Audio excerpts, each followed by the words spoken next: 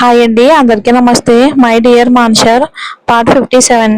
మరుసటి రోజు ఉదయానికి డాక్టర్ మార్టిన్ పీటర్ వైజాగ్కి చేరుకోవటం, రాగానే రిపోర్ట్స్ అన్ని మరోసారి చెక్ చేసి అశోక్ గారితో కూడా కాసేపు మాట్లాడి అంతా ఓకే అనుకున్నాక మరో 2 గంటల్లో ఆపరేషన్కి అంతా రెడీ చేయించమని అరుణ్కి చెప్పి ఆయనకి హాస్పిటల్ పక్కనే ఉన్న హోటల్ రూమ్ అరేంజ్ చేయడంతో ఆయన ఫ్రెష్ అవ్వడానికి రూమ్కి వెళ్ళగానే అరుణ్ అర్జున్ కి విషయం చెప్పి అశోక్ గారికి ధైర్యం చెప్పి ఆపరేషన్ కి ఏర్పాట్లు చూడడానికి వెళ్ళాడు. అర్జున్ కూడా అశోక్ గారిని ధైర్యంగా ఉండమని చెప్తూ ఉండగా గోకుల్ చక్రి గారిని, మీరా, స్నేహాలను తీసుకుని అక్కడికి రావడంతో అందరూ నూరు పోసిన ధైర్యం అశోక్ గారి మనసు ధైర్యంగా ఉంచడానికి బాగానే పనిచేయటంతో ఆయన కాస్త స్ట్రాంగ్ గానే ఉన్నారు ప్రస్తుతానికి.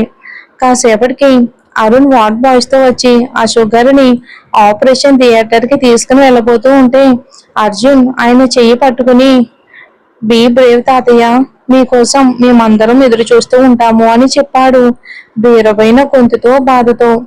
ఎంత ధైర్యంగా ఉన్నా అలాంటి పరిస్థితిలో ఎలాంటి వారికైనా కన్నీళ్లు సహజం కదండి. ఇక అర్జున్ ఉన్న పరిస్థితుల్లో అయితే కంట్రోల్ చేసుకోవటం మరి చాలా కష్టం. తల్లి తండ్రి అన్నీ కూడా ఆయనే అయి పెంచారు చిన్నప్పటి నుండి.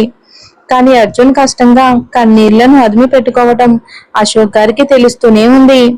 ఆయన చేతులు పట్టుకున్న అర్జున్ చేతి మీద కాస్త పట్టు బిగించి కళ్ళతోనే ధైర్యంగా ఉండమని, అప్పటికే ఆయనకు 4 అడుగుల దూరంలో కన్నీళ్లతో వాళ్ళ వైపే చూస్తున్న స్నేహాన్ని చూపించడంతో అర్జున్ మాత్రమే కాదు, గోకుల్ కూడా తనని తను కంట్రోల్ చేసుకుని మీరాను దగ్గరికి తీసుకుంటే అర్జున్ మరో చేత్తో స్నేహ భుజం చుట్టూ చేయేసి దగ్గరికి తీసుకున్నాడు. ఇక అరుణ్ కూడా ఆపరేషన్ థియేటర్ నుండి సక్సెస్ అని గుడ్ న్యూస్ తో రావాలి అని చెప్పడంతో కొద్ది క్షణాల తర్వాత అరుణ్ వార్డ్ బాయ్స్ తో అశోక్ గారిని తీసుకుని ఆపరేషన్ థియేటర్ కి తీసుకుని వెళ్ళాడు. అతని వెనుక అందరూ అక్కడికి వెళ్ళి ఆ రూమ్ వైపుకే చూస్తూ అశోక్ గారికి చేయబోయే ఆపరేషన్ సక్సెస్ కావాలని దేవుణ్ణి వేడుకుంటూ ఉన్నారు.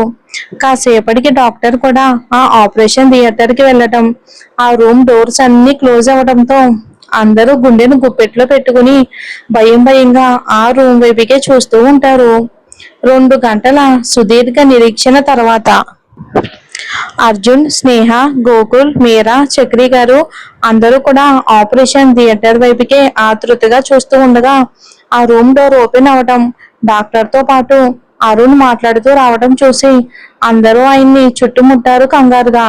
దాంతో డాక్టర్ అందరినీ చూసి చిన్న చిరునవ్వుతో, ఆపరేషన్ సక్సెస్ అయింది, don't worry, is okay now, అలాగే ఆయన రేపటి వరకు స్పృహలోకి రారు అని చెప్పి ఆయన అర్జున్ భుజం తట్టి అరుణ్ తో మాట్లాడుతూ అక్కడి నుండి వెళ్ళిపోయారు డాక్టర్.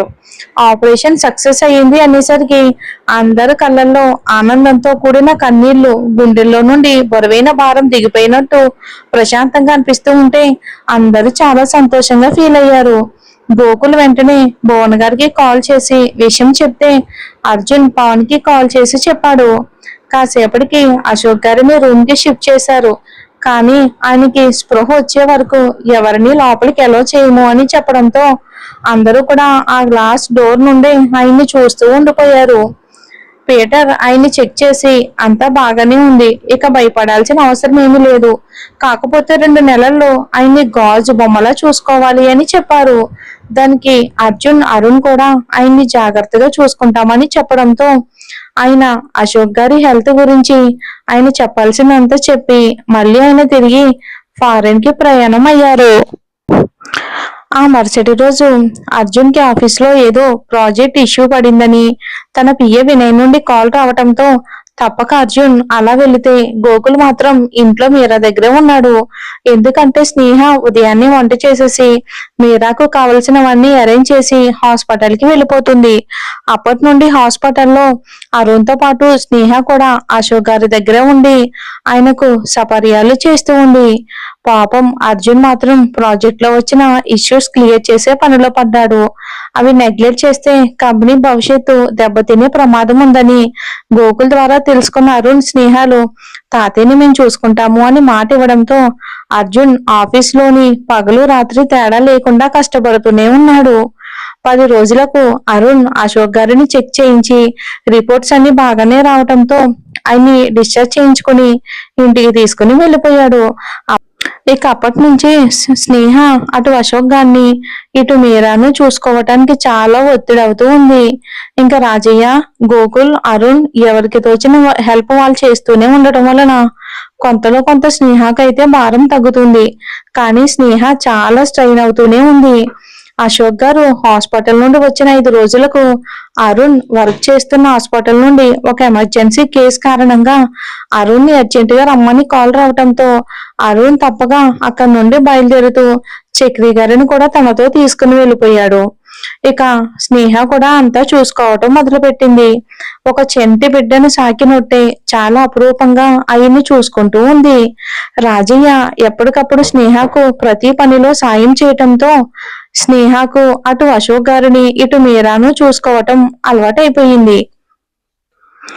ఇక అటు అర్జున్ మాత్రం ఒకదాని తర్వాత ఒకటి ప్రాజెక్ట్ లో తగులుతున్న ఇబ్బందులు చూసి ఇదంతా ఎవరో కావాలని చేయిస్తున్నారు అని అర్థం చేసుకుని ఒక పక్క ప్రాబ్లం సాల్వ్ చేస్తూనే మరో పక్క ఈ ప్రాబ్లం కి రూట్ ఎక్కడుందో వెతికే ప్రయత్నంలో ఉన్నాడు.